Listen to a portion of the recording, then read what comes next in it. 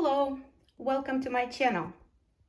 We are now in October. Today is October 21st, 2023, and today is another episode from the monthly diary of my African violets. Last summer, 3 months ago, I treated my violets for the thrips infestation, and I decided that I will be treating them every 3 months. So now, 3 months later, these are the blooms that I will be showing you today before removing them for the next treatment. So while they're still in full bloom, let's enjoy them together.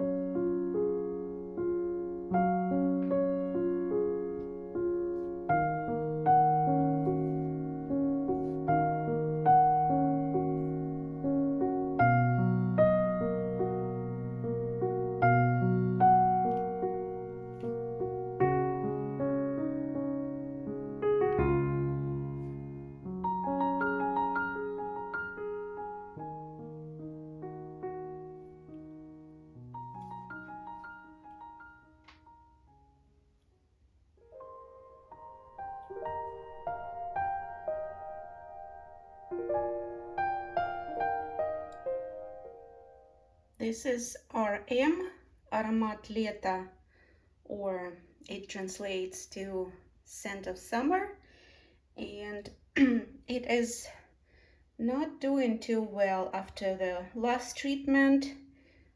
The only leaves that are still looking good are at the center, so I might be repropagating it. I let it bloom though this last time because I tried repotting it. This is my main plant with the new soil, but it hasn't been growing too well. Very few leaves grew well, and then the bottom row of leaves is keeping yellowing. There might be something with the root system of this plant, so I'm thinking repropagating it. Beautiful blooms though.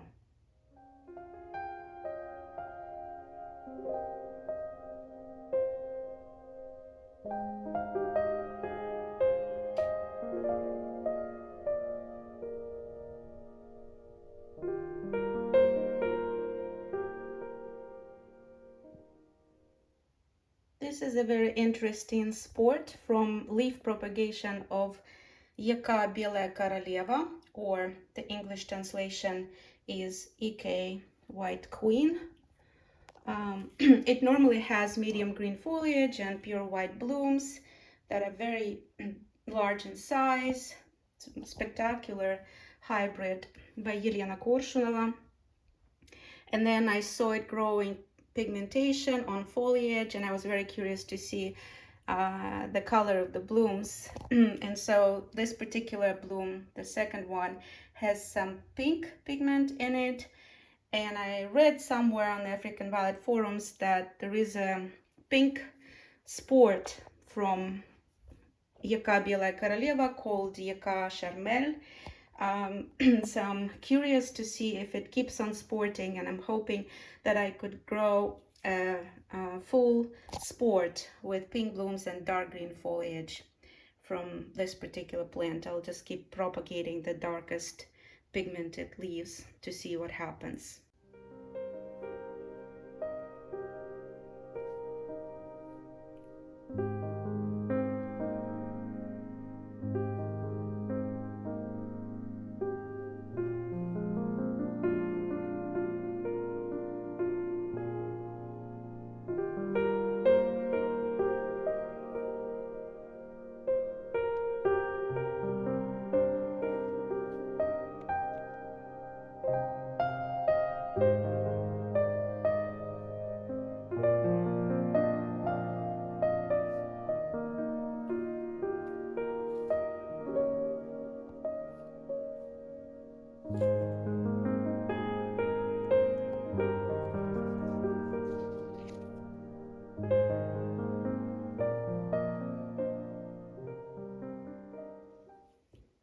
Now here is another sport.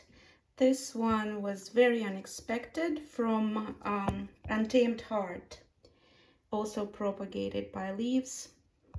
I'll show you the true blooming plant in the next photo.